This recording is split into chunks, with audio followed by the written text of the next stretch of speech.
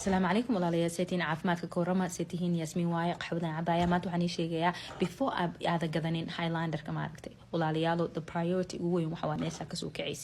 ميشا كسو كعيسيد إنه نقض المها على مركي دقين درس كود أرك هم يقول إنه وين هذا ربتها هالداربت إنه عنو قال اختار النقضه مركو أرك نيبر كيسة oo doctors family-kooda yahay hamigiisa uu sii weynaanaya ba hadduu hamigu ay waxay u jeedaan uu yahay iyo nin kostuumadiisa loo jeeda iyo qamro ku uraysa iyo xabad hameenkii dhan dhaceysa iyo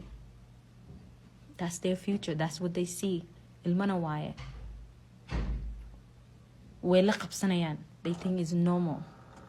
marka meel khatar dejisidna oo guri oo hamigooda korgeeyo aad dejisidna guess what, iskuuladooda khatar bay yihiin. In America,